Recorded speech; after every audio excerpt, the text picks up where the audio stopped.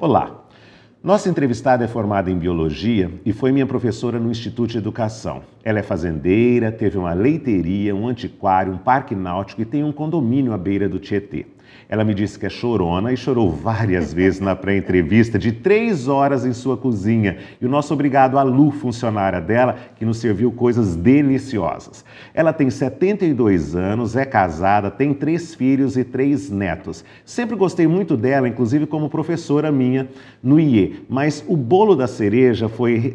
o ano passado eu voltei de uma viagem à Grécia e vi lá uma escultura que me lembrou muito uma escultura dela no Parque Náutico Veleiro, que era em cobre e latão, se não me engano, com mais de 5 metros de altura, de um peixe, um tucunaré, enorme, lindo. E aí eu pensei, seria ótimo ter essa escultura perto da Lagoa da Pedreira do Baguaçu, naquela rotatória. Eu a encontrei e perguntei, podemos contar com a sua escultura? Ela disse, claro que sim. O projeto nunca saiu da prancheta, mas o fato de ela ter aberto mão de uma escultura daquele nível para colocar para a cidade me deixou eternamente grato. Olá, dona Vilma.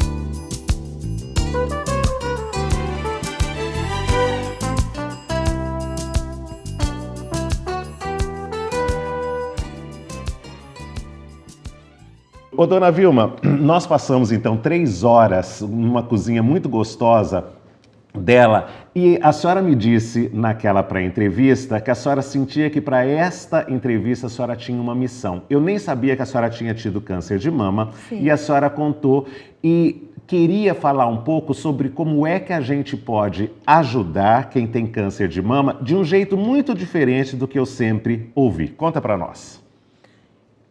Quem passa pelo problema, como eu, sei, reage e não quer vitimizar e parecer uma pessoa coitadinha. E a senhora fez essa operação há 2 anos e meio, então a senhora tem durante 5 anos que tomar remédios diários ainda, né? Eu tomo um anti-hormônio que me mantém, ainda tem certos efeitos colaterais. Certo. Mas eu quero ajudar alguém. Então, de que forma? Eu senti necessidade de conversar sobre o meu problema. Só que eu não queria levar isso para os meus familiares. Queria um clima tenso, preocupante, outras pessoas tiveram. Que forma eu poderia ajudar? Se você é parente, gosta da pessoa e quer ajudar, faça ela falar. Falar sobre a doença. Falar sobre a doença, deixa ela repetir 1 vez, 2 vezes, 3 vezes, 4 vezes. Não fique dizendo a ela, olhe para trás. Quanta gente tem isso também.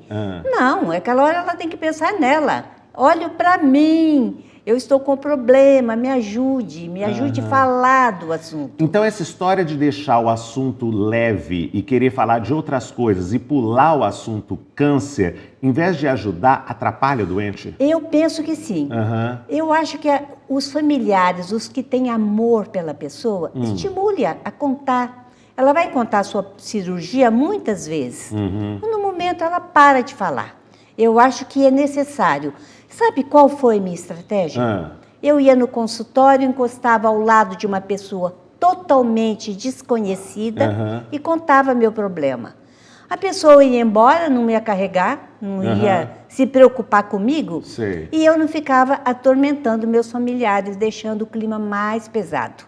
Eu arrumei essa estratégia, se servir para alguém.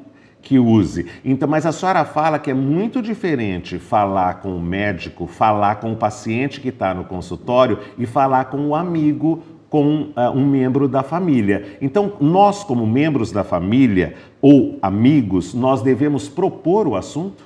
Você deve propor constantemente, falar várias vezes, não ficar fugindo do assunto. Todo mundo cria um clima muito leve para o paciente, só que ele fica só, ele fica lá dentro com aquele problema sem querer levar para o seio da família. E eu sempre ouvi dizer que dor só se hierarquiza dentro do mesmo ser. Então, assim, às vezes alguém tem uma dor de cabeça que incomoda mais que um outro alguém que tem câncer de mama. Sim. Então, só sabe o quão doloroso é aquilo quem está vivendo aquilo. É isso mesmo?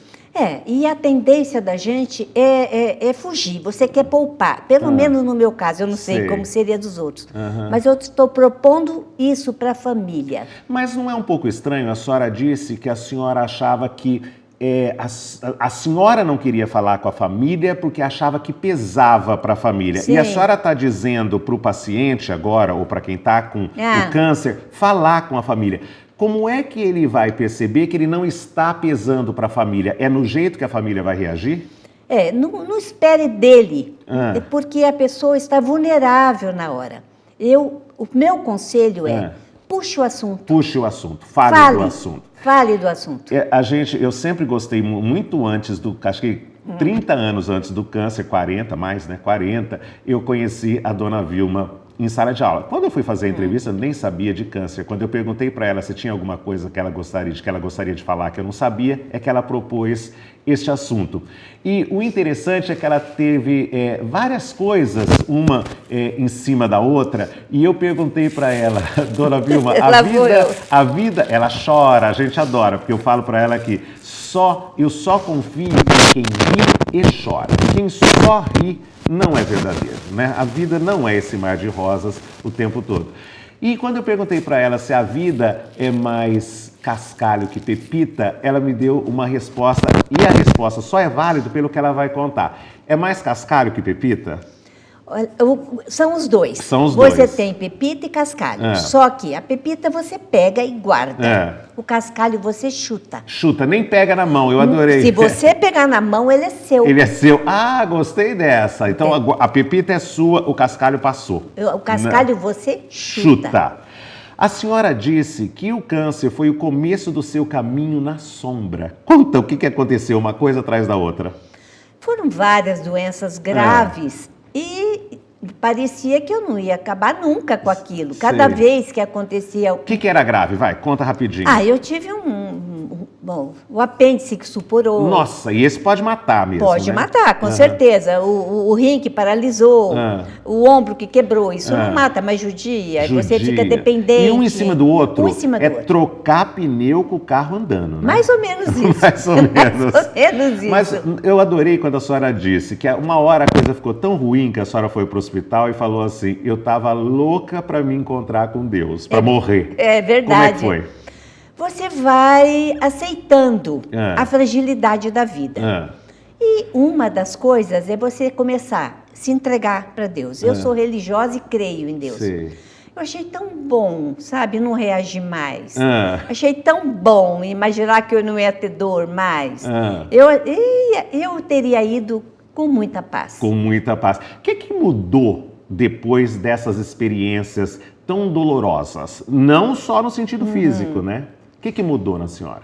Primeiro, eu descobri meus verdadeiros amigos. Ah, é? E que são sempre poucos, né? E esses verdadeiros amigos foram muito importantes na minha recuperação. Me ajudaram. Vou dar um exemplo. O Antônio Luceni, que era um amigo... E que acabou de ser nosso abraço para ele se tornar membro da da Academia Araçatubense de Letras. O Antônio foi me visitar, porque eu estava acamada, e falamos sobre literatura. Eu disse a ele que eu tinha uns escritos de um conto infantil, e ele me estimulou a escrever. E me estimulou também a fazer a ilustração do livro. E o livro saiu e está aqui. Olha! Vilma e Antônio Luceni. Esse daqui. A história do bichinho. Do bichinho, que foi uma graça. E, ao mesmo tempo, eu já fiquei entusiasmada. Isso me ajudou demais a sair da minha doença. E ele ia até a sua casa te ajudar? Como é que foi? Não, nós nos encontramos nos momentos necessários. Não foi não foi intenso, mas a minha vida interior foi intensa. Sei. Aí eu escrevi sozinha este. O Segredo do Livro Amarelo. É. E esses são homenagens a seus netos, era isso? Este aqui eu escrevi em homenagem à minha neta Amanda, porque eu achei que eu ia morrer de verdade. Então eu já deixei alguma coisa de herança. Sei. Alguma coisa. E esse eu escrevi para o Matheus e a Thaísa, meus 2 outros netos. Esse é infantil, esse é juvenil. Certo. Mas eu gostei da história, que aí vocês optaram por doar 100% disso para a creche Santa Clara, né? Com certeza. E a senhora não queria pedir dinheiro, e ficava claro com essas ilustrações lindas. É caro. Ficava claro. O que a senhora fez para não pedir dinheiro para o marido? Eu recebi de herança um anel de brilhante da minha mãe, quando minha mãe faleceu. Eu vendi o anel e com esse dinheiro eu paguei para fazer os livros, né? A edição, que foram feitos aqui no jornal, aqui na Folha da Região. Feitos na Folha da Região? Foram feitos aqui na Folha da Região. Os dois? Os dois. E foi 100% doação para a creche. Hoje eu te trouxe de presente. E teve que comprar os seus, né? Eu peguei R$50, hoje comprei os 2 livros. Mas a senhora falou que depois dessa experiência, a senhora aprendeu a se respeitar mais. Depois do câncer, das doenças todas. Como é que é se respeitar mais? É muito difícil falar não, sabe? Não atender totalmente as pessoas, as coisas. E eu aprendi, eu preciso agora falar não nas coisas que eu não posso fazer. E há coisas que a senhora não pode fazer? A senhora teve uma síndrome de pânico, me parece, e que a senhora não consegue ir com tranquilidade a festas. É verdade. Não é? Hoje a senhora já fala com tranquilidade que não pode ir? Eu falo e as pessoas não acreditam. Não acreditam. Porque a senhora é muito expansiva, ninguém acredita. É mais fácil acreditar no câncer que no pânico, não é? Verdade. Eles pensam que é desculpa, que é falta de consideração, que eu poderia fazer um esforço e... Não, mas para mim você pode ir. Abra uma exceção para mim. Então, é onde eu estou me respeitando mais. Porque às vezes eu tento. Eu faço muita força para ir. Às vezes prontinha, já maquiada, vestida, eu não vou. E a senhora fez tratamento para o pânico? Eu fiz tratamento para o pânico. É mais fácil tratar do câncer, não é? A resposta é mais imediata. É mais fácil. É mais fácil. Eu quero falar falando de superação ainda, do momento em que a senhora encontrou o medalhista olímpico Lars Grael, que perdeu a perna. Isso foi no Parque Náutico Veleiro? Foi um evento estadual maravilhoso. Mas foi lá no Parque Náutico? Foi, lá no Veleiro.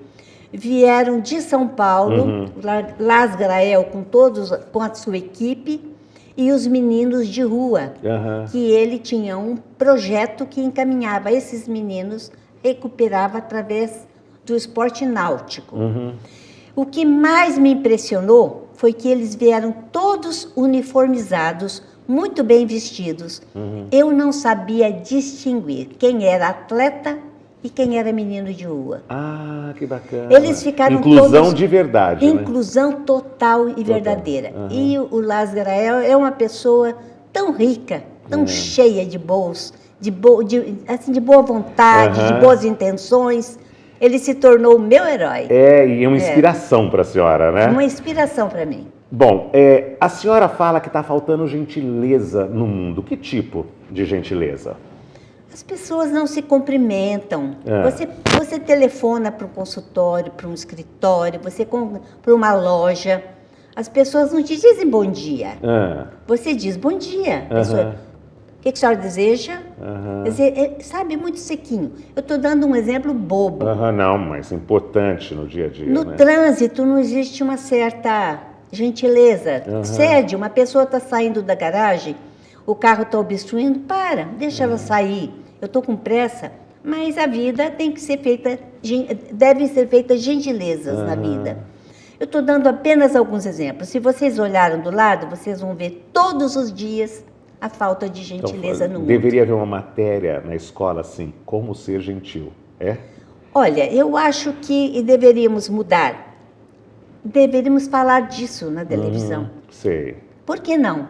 falarmos de coisas boas. Só mostrar coisas muito ruins, pesadas, amargas. Vamos mostrar, até na televisão vamos mostrar gentileza. Há um poeta que é dessa região e que morou muito tempo no Rio de Janeiro, que se chama Gentileza, e ele sempre advogou o seguinte, que gentileza gera gentileza. É claro que não é sempre, né? Mas na maior parte das vezes, gentileza gera gentileza. A senhora me diz que a sua bisavó paterna ou a sua avó paterna é uma referência muito forte? Minha bisavó paterna. Paterna. Por quê, hein? Porque ela era imigrante, veio da Itália sozinha, uma mulher com todos os filhos. Ela veio sem marido? Veio sem marido. Ela era viúva. Ela veio para o Brasil esperando refazer a vida aqui. E com muita dificuldade refez, formou todos os filhos, ela era professora. Devo ter dado dela essa vocação de ser professora, não é? E ela foi convidada pelos Lunardelli daqui, foi isso? Foi dessa região, ela foi trabalhar para eles. Então, mas eles a descobriram em Santos, foi? Em Santos. E a trouxeram para Araçatuba. Trouxeram para Araçatuba. Não, para Araçatuba não, para a região de Mirandópolis, por ali, Valparaíso, naquela região. Numa fazenda de café. No próximo bloco, então, nós vamos falar sobre como é que o seu pai chegou a Araçatuba quando isso aqui era mata. Isso. Questão de opinião, volta já.